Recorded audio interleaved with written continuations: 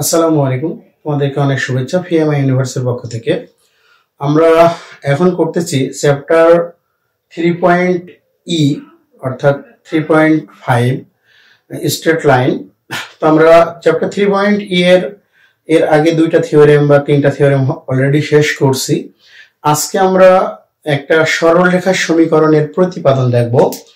সেটা হলো আমরা দেখব y equal mx plus c এর প্রতিপাদন, মানে এই সরলরেখার সমীকরণটা কিভাবে আসলো আমরা তার উপরে আজকে একটা থিওরেম করব।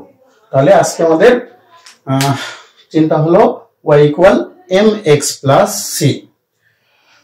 আমরা প্রথমে একটা চিত্র এঁকে নিই, এবং তোমাদেরকে আমি আগেও বলছি যে যখন কোন সরলরেখার সমীকরণ বিষয়ে কথা বলা হবে, সমীকরণ, সেখানে কিন্তু অবশ্যই একটা চলমান বিন্দু বা একটা চলক রাশির বিন্দু এক্স ওয়াই আকারে থেকে যাবে। ওকে, তাহলে আমরা y equal mx plus c এই সরলরেখার প্রথমে একটু চিত্রায়িত করব, তারপরে আমরা পরিচয় দেব। আমরা আগেই জেনে এসেছি যে m দিয়ে কিন্তু ঢাল বোঝায়, m হচ্ছে স্লোপ বা কোন সরলরেখার ঢাল।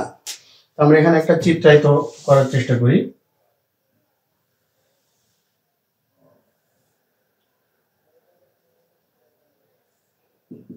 x ও y, ওকে, এটা হচ্ছে একটা ফ্রেম। আমরা ধরে নিলাম যে এই হচ্ছে একটা সরলরেখা। আমরা একটু বড় সড়ো করে চিত্রটা আঁকতেছি। এই হলো একটা সরলরেখা, যেটা হলো পি, এই বিন্দুটা পি, আর আমরা এখানে একটা বিন্দু নেব কিউ, যেটা এক্স কমা ওয়াই। কারণ আমি তোমাদেরকে আগেই বলছি, যদি তোমরা কোনো সরলরেখা সমীকরণ নির্ণয় করতে চাও, কোনো সরলরেখার সমীকরণ, তাহলে অবশ্যই তোমাদের একটা চলমান বিন্দু এক্স কমা ওয়াই ওই সরলরেখার উপরে ধরে নিতে হবে, নইলে সমীকরণ নির্ণয় করা যাবে না। আচ্ছা, তাহলে আমাদের এই পিকিউ একটা রেখা, বা যেটা কিউ হচ্ছে একটা চলমান বিন্দু এক্স কমা ওয়াই। আমরা এটা থেকে একটু বিষয়টা বুঝে নেব, তারপরে ক্যালকুলেশনের দিকে যাব। আমরা যদি প্রথমেই লিখি যে এখানে যে পি কিউ একটি সরল রেখা যা এক্স অক্ষের সাথে থিটা কোণ সৃষ্টি করে, অর্থাৎ আমাদের এক্স অক্ষের সঙ্গে পি কিউ এর যে কোণ অ্যাঙ্গেল, সেটা হচ্ছে থিটা। তাহলে আমরা ঢাল এর সংজ্ঞা থেকে জানি কোন সরলরেখা এক্স অক্ষের ধনাত্মক দিকের সঙ্গে যে কোণ উৎপন্ন করে তার ট্যানজেন্টকে ঢাল বলে। এই অনুযায়ী কিন্তু আমরা অবশ্যই বলে দিতে পারি, তাহলে অতএব পি কিউ রেখার ঢাল এম ইকুয়াল ট্যান থিটা। আমরা এটা বলতে পারি পি কিউ রেখার ঢাল এম ইকুয়াল ট্যান থিটা। আচ্ছা, আমাদের এটা এতটুকু থাকলো। এবার আমরা এই চিত্রটার আর একটু কাজ আছে, সেই কাজটাকে একটু ফুলফিল করে নিব। আমরা প্রথমে এই কিউ বিন্দু থেকে এক্স অক্ষের উপরে একটা লম্ব আঁকতেছি, একটু খণ্ডিত চিত্র দিয়ে আঁকার চেষ্টা করতেছি। এই হলো আমাদের এক্স অক্ষের উপরে একটা লম্ব, যেটা আমি কিউ এম ধরে নিলাম। ওকে, তাহলে আমাদের এই যে কিউ এম, এই যে দূরত্ব, সেই দূরত্বটা অবশ্যই ওয়াই হবে, কারণ আমরা জানি এক্স অক্ষ থেকে কোন বিন্দুর দূরত্ব সমান বিন্দুটার কোটি। তাহলে আমাদের এই যে এই দূরত্বটা সম্পূর্ণটা ওয়াই হওয়া উচিত। ওকে, আচ্ছা, এবং আমি এই যে এই সরলরেখাটা পিকিউ সরলরেখাটা ওয়াই অক্ষকে যেখানে ছেদ করছে, সেটাকে আমি একটা বিন্দু দিলাম এ। তো এটা হলো আমাদের মূল বিন্দু ও, তাহলে ও এ আমরা যতটুকু দেখতে পাচ্ছি ও এ, এই ও এ হলো পিকিউ রেখাটার ওয়াই অক্ষের খণ্ডিত অংশ। ও এ হলো পিকিউ রেখাটার ওয়াই অক্ষের খণ্ডিত অংশ। তো এখানে এই যে এতটুকু, এই খণ্ডিত অংশটুকুর জন্য আমরা যেটা ধরে নিয়েছি সেটা হলো সি, অর্থাৎ এই যে আমরা y equal mx plus C দেখতেছি, এটা হলো ওই সরলরেখাটার x, ওই এই যে আমরা y অক্ষর, এই যে আমরা এখানে যে সমীকরণটা দেখতেছি y equal mx plus C, এই সরলরেখার সি হলো ওই রেখাটা দ্বারা y অক্ষের খণ্ডিত অংশ, অর্থাৎ মূল বিন্দু থেকে কত দূরে y অক্ষে ছেদ করছে সেই দূরত্বটা এই সি দ্বারা নির্দেশিত হয়। যেমন এখান থেকে মূল বিন্দু থেকে এ পরিমাণ দূরে কি করছে, ছেদ করছে এই পিকিউ সরলরেখাটা, তাই এখানে এই ও এ হলো সি। তাহলে কোন সরলরেখার যদি y equal mx plus C আকারের হয়, তাহলে সিটা হলো সেই সরলরেখার y অক্ষের খণ্ডিত অংশ বা y অক্ষের মানে ছেদিত অংশ। আমরা এ বিন্দু থেকে আরেকটা লম্ব আঁকবো,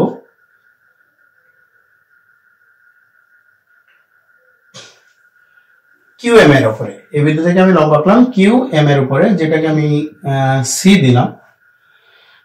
তাহলে অবশ্যই আমাদের এই অংশটুকু হয়ে যাবে সি। ওকে, এই অংশটুকু হয়ে যাবে। আচ্ছা, এটা আমরা সি না দিই, যেহেতু আমাদের রেখার ভিতরে একটা সি থাকবে, এটা ডি দিলাম। তাহলে এই অংশটুকু হয়ে যাবে সি। এবং তোমরা যদি খেয়াল করো দেখতে পারবে যে এই সম্পূর্ণটা ছিল ওয়াই, তার মধ্যে এতটুকু হলো সি, অর্থাৎ কিউ এম ছিল ওয়াই, তার মধ্যে ডি এম হলো সি। তাহলে আমরা কিউ ডি এর মান অবশ্যই ওয়াই মাইনাস সি লিখতে পারি, কিউ ডি এর মান ওয়াই মাইনাস সি লিখতে পারি। এটা একটা বিষয়।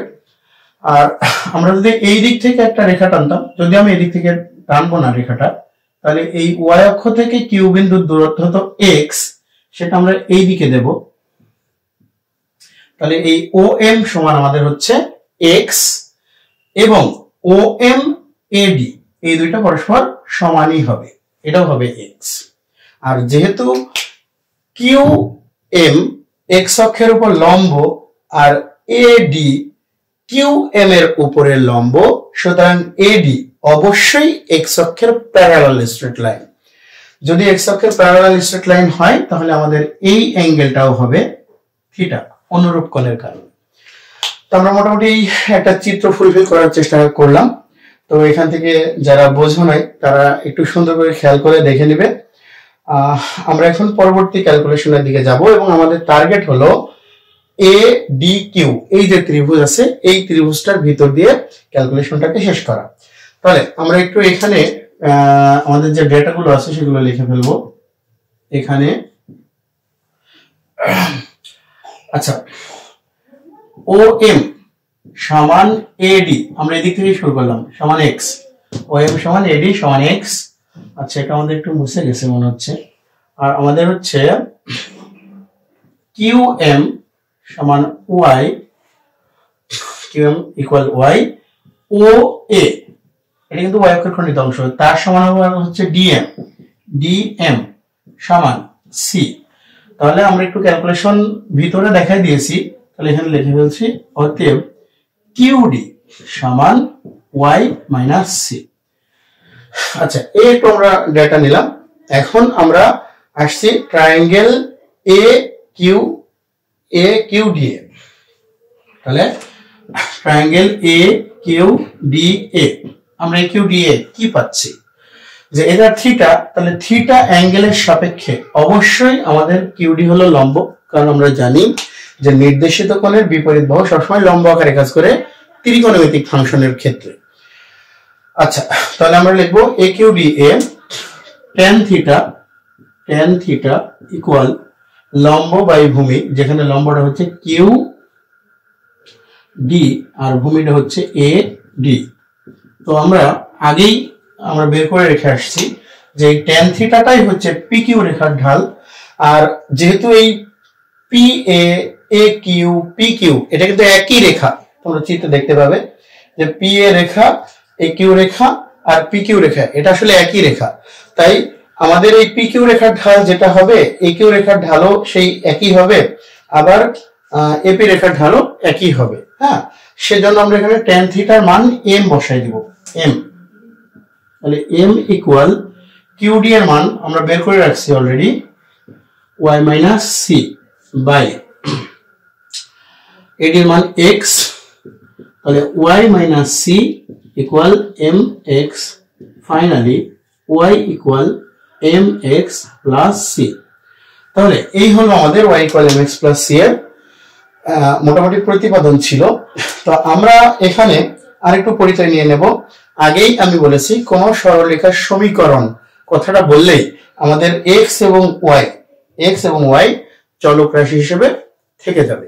আর এখানে m হলো সরলরেখাটার ঢাল, y equal mx plus c, এই সরলরেখাটার ক্ষেত্রে m হলো ঢাল, এটা আমরা আগেই জেনে এসেছি যে কোনো সরলরেখার ঢাল m, আর c হলো y অক্ষের খণ্ডিত অংশ, বা ওই সরলরেখাটা মূলবিন্দু থেকে y অক্ষকে যতটুকু অংশে ছেদ করছে সেই ছেদিত অংশ। সো এই সিটাকে অনেক সময় y অক্ষের খণ্ডিত অংশ, y অক্ষের ছেদিত অংশ অথবা y ছেদক এরকমও বলা হয়। তোমরা যারা নবম দশম শ্রেণীতে হায়ার ম্যাথ পড়ে এসছো তারা নিশ্চয়ই দেখেছো যে ওখানে সম্ভবত একদম শেষ চ্যাপ্টারটাই, চ্যাপ্টার 11.4 এ একটা এরকম কোয়ালিটির অঙ্ক ছিল যেখানে লেখা ছিল y ছেদক। তো এই হলো আমাদের y equal mx plus c। এটার উপরে আমরা আর অল্প একটু কথা বলবো, বলার পরে আমাদের ক্লাসটা শেষ করব। তো আমরা এই চিত্রটা বাদে বাকি সবই মুছে দিয়েছি এবং আমরা একটু ভিন্ন ভিন্ন ব্যাখ্যা নেব যে বিষয়টা কেমন হবে। আমরা সমীকরণটা পেয়েছিলাম y equal mx plus c। আমরা প্রথম নাম্বার 1 একটা ব্যাখ্যা নিই, সেটা হচ্ছে এটা x প্রাইম y প্রাইম। ওকে, আমরা দেখলাম যে এই সরলরেখার, মানে আমি এখানে বিস্তারিত আঁকছিলাম, এখানে সংক্ষিপ্তভাবে আঁকতেছি। এই সরলরেখাটার সমীকরণ হলো y equal mx plus c। তো এর ক্ষেত্রে দুইটা জিনিস লক্ষণীয়। নাম্বার 1, এই সরলরেখাটা x অক্ষের ধনাত্মক দিকের সাথে বা x অক্ষের ডান দিকের সঙ্গে সূক্ষ্মকোণ তৈরি করছে, সো তার ঢাল ধনাত্মক, এবং এই সরলরেখাটার যে ছেদিত অংশ আছে y অক্ষের ছেদিত অংশ c, সেটাও মূল বিন্দু থেকে উপরের দিকে অর্থাৎ y অক্ষের ধনাত্মক দিকে, যার কারণে এই সরলরেখাটার সমীকরণ হচ্ছে y equal mx plus c। আমরা একটু দ্বিতীয়টা দেখে নেব। নাম্বার 2, আমি যদি একটা এরকম ভাবে চিত্র আঁকি, x প্রাইম y প্রাইম, তো এরকম যদি সরলরেখাটা হয়, তোমরা নিশ্চয়ই দেখছো এটার সাথে আমি একটু পার্থক্য করে এঁকেছি এটাকে, যেটাও কিন্তু x অক্ষের ধনাত্মক দিকের সঙ্গে আমাদের সেই থিটা কোণই তৈরি করছে এবং সূক্ষ্মকোণ, বাট এটা y অক্ষকে ছেদ করছে ঋণাত্মক দিকে। তোমরা নিশ্চয়ই খেয়াল করেছো যে এটা মূল বিন্দু থেকে নিচের দিকে y অক্ষে ছেদ করছে, তাহলে এটা x অক্ষের সঙ্গে সূক্ষ্মকোণ তৈরি করছে, অর্থাৎ x অক্ষের সঙ্গে ডান দিকে বেঁকে আছে। সেই ক্ষেত্রে এই সরলরেখাটার ঢাল ধনাত্মকই হওয়া উচিত, কিন্তু সে y অক্ষকে ছেদ করছে ঋণাত্মক দিকে, y অক্ষকে ছেদ করছে ঋণাত্মক দিকে। তাই এই সরলরেখাটার সমীকরণ হলো y equal mx minus c, mx minus c। কারণ কি? কারণ এই সরলরেখাটা y অক্ষকে ঋণাত্মক দিকে ছেদ করছে, কিন্তু তার ঢাল ধনাত্মক। আচ্ছা, আমরা একটু সিচুয়েশন 3 দেখে নেব। 3, যেটাকে আমরা একটু মানে ভিন্নভাবে বর্ণনা করব। x, আচ্ছা 3টা আমরা একটু সরিয়ে রাখি, x প্রাইম y প্রাইম। আমরা একটা এই ধরনের রেখা নিলাম, যেটা তোমরা দেখতে পাচ্ছ যে ওয়াই অক্ষকে ধনাত্মক দিকেই সেট করছে, তার মানে প্লাস সি। বাট এটা এক্স অক্ষের সঙ্গে আমরা একটু মানে সহজ ভাষায় বলি বাম দিকে বেঁকে আছে, এক্স অক্ষের সঙ্গে বাম দিকে বেঁকে আছে। অর্থাৎ কোন সরলরেখা যদি এক্স অক্ষের সঙ্গে বাম দিকে বেঁকে থাকে তাহলে নিশ্চয়ই এক্স অক্ষের ধনাত্মক দিকের সঙ্গে সেটা স্থূলকোণ সৃষ্টি করছে। আর যদি কোনো সরলরেখা স্থূলকোণ সৃষ্টি করে এক্স অক্ষের ধনাত্মক দিকের সঙ্গে, তার ঢাল ঋণাত্মক হয়। আমি যখন ঢাল নিয়ে আলোচনা করেছিলাম তখন বিস্তারিতভাবে তোমাদের এগুলো বলছি। সুতরাং এই সরলরেখাটার সমীকরণ হওয়া উচিত এমন y equal -mx plus c। কারণ কি? কারণ সে এক্স অক্ষের সঙ্গে স্থূলকোণ তৈরি করছে, তাই তার ঢাল হবে ঋণাত্মক, কিন্তু y অক্ষকে ধনাত্মক দিকে ছেদ করছে, তাই এই সমীকরণটা হবে y equal -mx plus c। ওকে, আমরা 4 নম্বরটা আলোচনা করে মোটামুটি আজকে আমাদের ক্লাসটা শেষ করে দিব। x prime y y prime যদি একটা সরলরেখা হয় এমন, তোমরা নিশ্চয়ই খেয়াল করেছো যে এই সরলরেখাটা x অক্ষের ধনাত্মক দিকের সঙ্গে অবশ্যই স্থূলকোণ তৈরি করছে, তাহলে এই সরলরেখাটার ঢাল ঋণাত্মক হবে এবং সেটা y অক্ষকেও ছেদ করছে y অক্ষের ঋণাত্মক দিকে। ওকে, তাহলে এই সরলরেখাটার ঢালও ঋণাত্মক এবং y অক্ষে এই সরলরেখাটা যে মানে অংশে ছেদ করছে সেটাও ঋণাত্মক, তাই এই সরলরেখাটার সমীকরণ এমন হবে y equal -mx - c। Sorry, তাই এই সরলরেখাটার সমীকরণ হবে y ইকুয়াল -mx - c। তো আমরা যে সরলরেখাটার সূত্রের প্রতিপাদন এখানে দেখলাম y equal mx plus c, এর সার্বিক সূত্রটা আসলে একসঙ্গে যদি আমরা লিখি তাহলে এমন y ইকুয়াল +-mx +-c। যদিও আমাদের আসলে এরকম ভাবে বইয়ে প্রকাশ করা নাই, বাট আমরা জাস্ট মানে এই বিষয়টা বললাম যে যদি আমরা 4 প্রকারের চিত্রের উপরেই বিষয়টা বিবেচনা করি এটা এরকমই হওয়া উচিত।